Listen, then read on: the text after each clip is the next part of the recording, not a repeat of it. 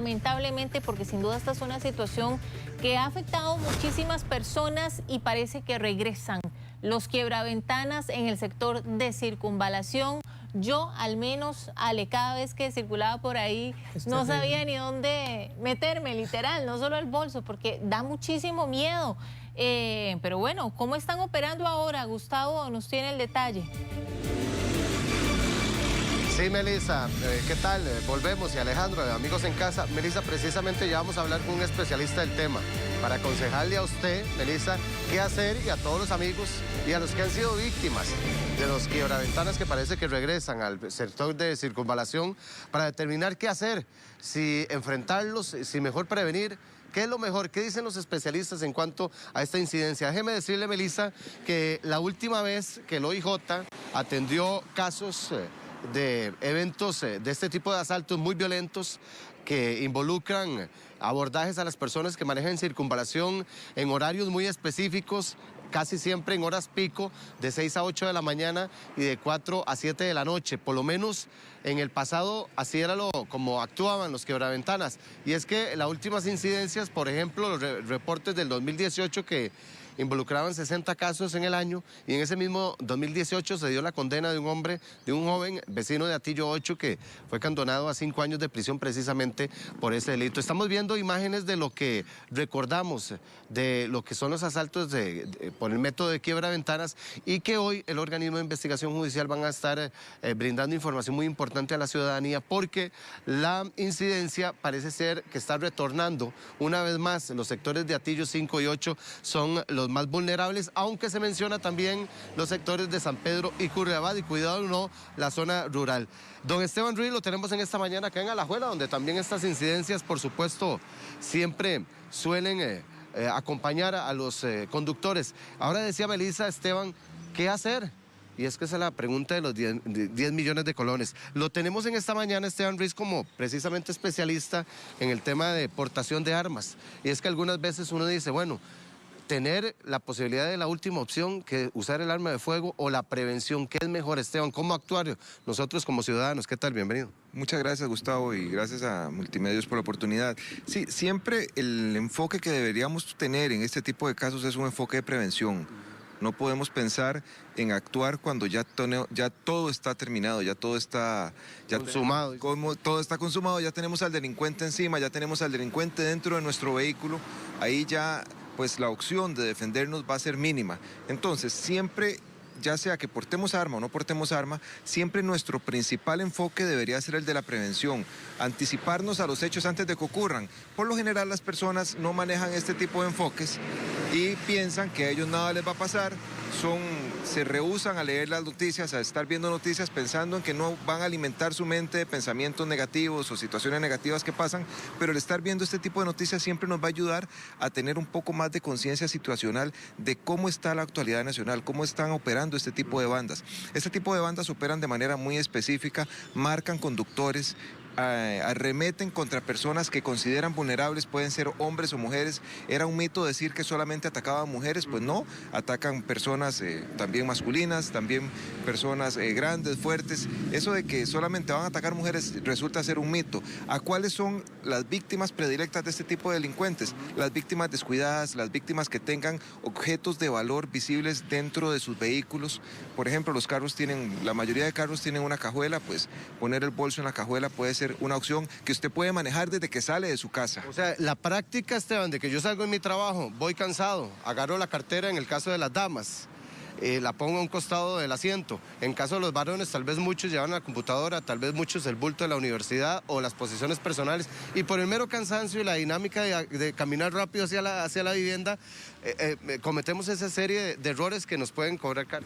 Es correcto, siempre hay que prevenir nosotros la ruta. Nosotros, los que trabajamos en cuestiones de seguridad, le decimos a la gente que realice una previsión desde que va a salir de su casa, más o menos maneje cuál es la ruta que usted va a usar, cuáles son los peligros a los cuales se puede enfrentar. Entonces, el poner el bolso visible para un malhechor, para una persona que está marcando carros, inclusive los empiezan a marcar desde kilómetros antes. Ahora, con el tema del WhatsApp y las redes sociales de alto impacto, se comunican con grupos que ya le dicen cuál carro, cuál placa, entonces ya de antemano ya el ladrón sabe cuál es la víctima vulnerable. Una víctima vulnerable es Por cierto, el uso del celular, Esteban. Claro, una víctima vulnerable es aquella víctima, por ejemplo, que va en una presa muy pegada al carro de adelante, por ejemplo, una víctima que va revisando su teléfono, está totalmente descuidado, totalmente ajeno a lo que está pasando en su entorno, en su 360 que nosotros le decimos. Entonces, el hecho de manejar distancia, por ejemplo, con el vehículo de adelante, no tener el celular, no estar usando el celular con redes sociales en una presa.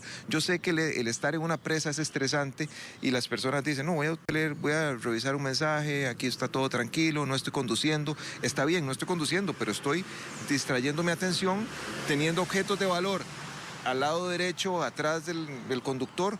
Entonces soy una víctima súper fácil y súper vulnerable. Obviamente que el ir distraído también es algo que marca el delincuente. Ahora lo decía usted, Esteban, por la confianza que genera, tal vez que las víctimas solo sean mujeres, eso no es así. A través de los últimos hechos que se han reportado, Alejandro, en los últimos años, que como decíamos en el 2018 fueron 60 incidencias, simplemente la distracción es un factor y un elemento que toman en cuenta los quebraventanas. Claro, el hecho de ir distraídos, como le estamos diciendo, de ir distraídos, de ir revisando el teléfono, de no tener conciencia situacional, de pensar que a mí nada me va a pasar, de no saber cuáles son las zonas de mayor incidencia de la tasa delincuencial, todo ese tipo de factores es altamente aprovechados por delincuentes. El tener objetos de valor muy visibles. ¿Qué es un objeto de valor? Una cartera, un bolso. Ellos no van a ir, desgraciadamente, por objetos de poco valor. Entonces, tienen técnicas especializadas para romper la ventana de una manera muy rápida, muy eficiente. Acuérdese que cuando usted le rompen la ventana lo que va a escuchar es un impacto. Los vidrios de los vehículos son vidrios de seguridad que generan un sonido especial. ¿Para qué? Para que usted no se corte. Genera un sonido especial, el vidrio explota de una manera como que si fueran palomitas de maíz, entonces usted entra en pánico, no sabe qué hacer. Entonces en este momento, ya cuando tenés al tipo adentro, ya cuando tenés ese delincuente que está acostumbrado a cometer actos violentos, la gente normalmente en la calle no está acostumbrada a hacer uso de la violencia para defenderse. Entonces, usar un arma en ese momento puede traer serias repercusiones y serias consecuencias si usted no tiene el entrenamiento suficiente. Sí, así es. Una bujía, dicen los especialistas del organismo de investigación judicial, Alejandro, que es lo que utilizan para vulnerar ese vidrio de seguridad que dice Esteban, y ser víctimas es que es en cuestión de fracciones de segundo. Ayer lo comentábamos con Esteban, que la reacción sería, bueno, la defensa. ¿Cuál defensa? La aportación de armas, pero como lo dice bien Esteban, la situación acá es la prevención antes de limitarse a esa acción, porque esto repercute, Alejandro, en situaciones que podrían poner en peligro a los demás con respecto a esa defensa. Es que justamente, Gustavo, mientras desarrollas el tema, estoy pensando cómo portar un arma, estar entrenado y tener el permiso me ayuda en un asalto. Si es cuestión de segundos en el que un ladrón va a quebrar la ventana del carro y se va a llevar un teléfono, el que yo tenga un arma o sepa cómo usarla no me va a dar el derecho de dispararle cuando va corriendo y pegarle en la pierna o en la espalda, porque probablemente cuando tenga que enfrentar un juicio por haberle disparado van a decir que yo no estaba en peligro, que le disparé cuando él estaba alejándose de mí. El arma la podría usar cuando mi vida está corriendo peligro en un asalto de estos tan rápido. ¿Es realmente justificable el uso de un arma para quienes tienen el permiso y están entrenados para hacerlo? Específicamente, así es, Alejandro, lo que conversábamos ayer, Esteban, en cuanto al uso del arma. Obviamente que en este tipo de circunstancias, usted me decía, ni siquiera debería tomarse en cuenta, que la prevención es el factor determinante para evitar ese tipo de asaltos. El arma más importante que puede usar un ser humano para poder enfrentarse a este tipo de situaciones, primero que nada es el entrenamiento mental primero, saber cómo actúan ellos, entender cuál es la manera que actúan para yo evitar ser una víctima de ellos. Así de simple. No es, digamos, válido decir que voy a portar un arma y voy a andar distraído. Decir que voy a portar un arma y voy a exponerme a ser vulnerado tanto en mi integridad física como en mi integridad del vehículo ¿Por qué? Por un mero descuido. La gente anda muy descuidada en la calle, la gente maneja con muy poca distancia con el carro de adelante. Por ejemplo, una manera de prevenir es tomar bastante distancia. Si yo veo que se está acercando... La reacción, dice. Exactamente, para tener una reacción defensiva más asertiva. Si yo veo que se está acercando un muchacho en una situación sospechosa, una presa, pues si tengo distancia suficiente con el carro de adelante puedo acelerar y ya él se va a notar que yo estoy en una situación defensiva. El delincuente, cuando tiene que actuar de una manera en la cual actúe de manera sorpresiva, de manera con mucha violencia y de manera rápida y que pueda huir. Si nosotros le vulneramos cualquiera de esos cuatro elementos, que él pueda actuar con sorpresa, repito, de manera muy violenta, de manera muy rápida y sorpresiva y que tenga mecanismos de huir, si le quitamos cualquiera de esos 4 elementos de la ecuación, ya él va a buscar otra víctima. Y suena muy feo decirlo, pero al menos en mi caso, yo prefiero que mis acciones, tanto personales como grupales, hagan que el delincuente no me elija a mí, sino que elija a otra persona. Y es que hay, Alejandro, un factor digno a tomar en cuenta, y es que por lo menos pareciera que es el sector de circunvalación donde se está presentando la incidencia, en momentos, Alejandro, donde también las presas empiezan a hacer efectos, porque previo y con las restricciones sanitarias en carretera, pues muchas de las presas en el sector de circunvalación, más que todo en el semáforo de Atillo 8 y Atillo 5, se habían reducido. Sin embargo, otra vez toman relevancia, y la gran cantidad de vehículos estacionados por las presas es lo que hace que se conviertan en víctimas en estos momentos, Alejandro. Y lo peor de todo, Gustavo, es que nosotros como ciudadanos tenemos identificados los puntos, pero no vemos ni en horas pico ni cuando los vehículos están prácticamente detenidos una mayor presencia policial. Allí estaba la policía municipal diciendo que es que tienen operativos en el centro. Probablemente no les alcanza lo que tienen para mandar a circunvalación. Cuando hablamos de defendernos y de un arma, tal vez lo primero que se nos viene a la mente es un arma de fuego, pero nuestro vehículo, ¿lo podemos usar como un arma o también nos vamos a meter en problema? ¿Qué pasa si veo que al conductor de adelante o de al lado le acaban de asaltar y se me ocurre intervenir y acelerar mi carro para golpear a un asaltante y lo atropello y se golpea, queda con alguna lesión importante o incluso le quito la vida?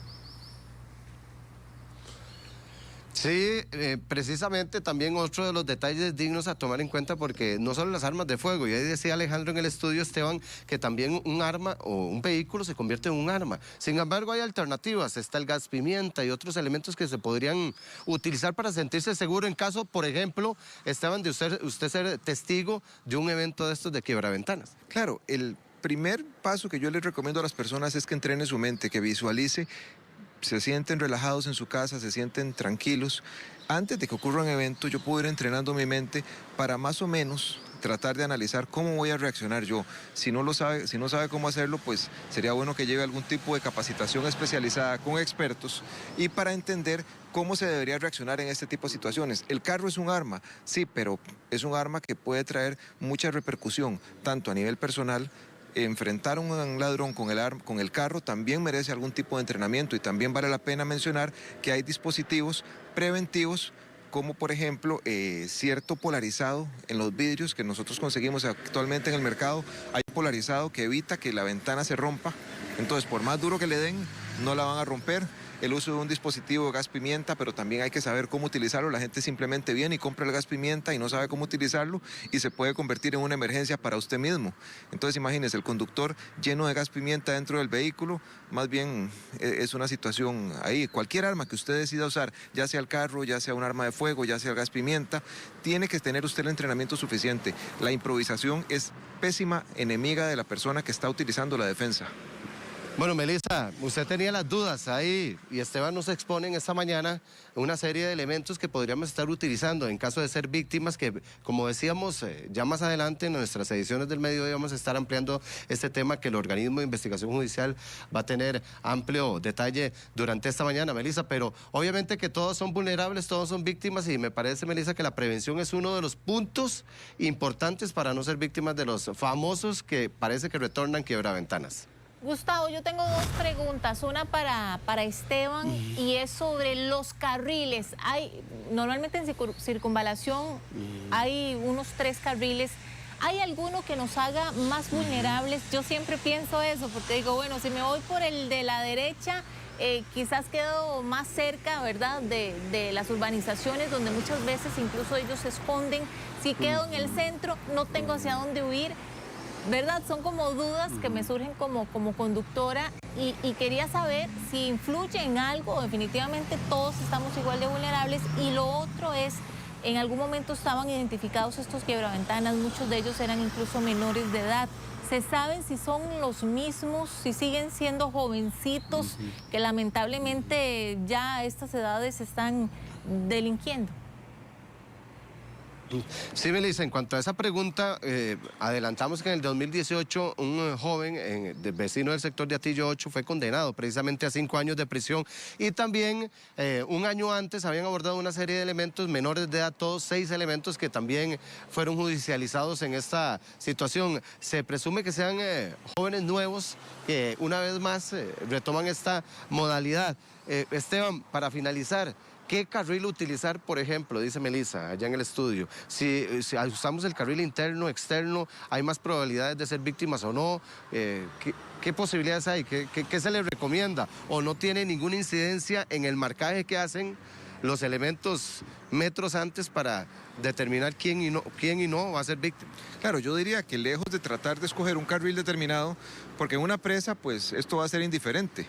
El delincuente por lo general tiene las habilidades de correr muy rápido, de tratar de esquivar. Son por lo general niños que han crecido en las calles, saben cómo evadir los carros, cómo evadir toda esta situación. Entonces, lejos de elegir un carril, yo debería elegir una actitud propia de una persona que está consciente de su entorno desde antes que inicie la ruta.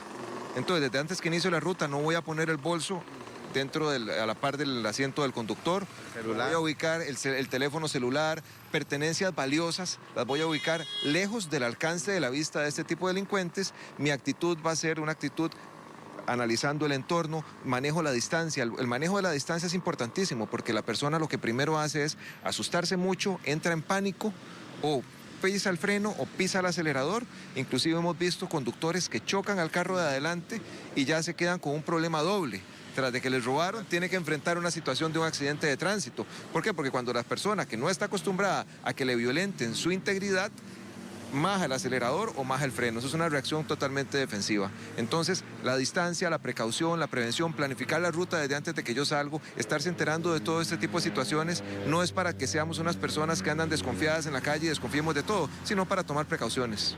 Esteban Ruiz, psicoanalista y también portador de armas, que nos recomienda de muy buena manera, Melissa. Vamos a estar ampliando esta información en el transcurso de nuestras ediciones de Noticias Telediario. Como decíamos, el OIJ va a compartir información importante el día de hoy, pero como dice Esteban, la prevención es una de las herramientas más fundamentales, Melissa, Alejandro y amigos allá en casa, para no ser víctimas de lo que, como decíamos, pareciera el retorno de los quiebraventanas a los sectores de circunvalación.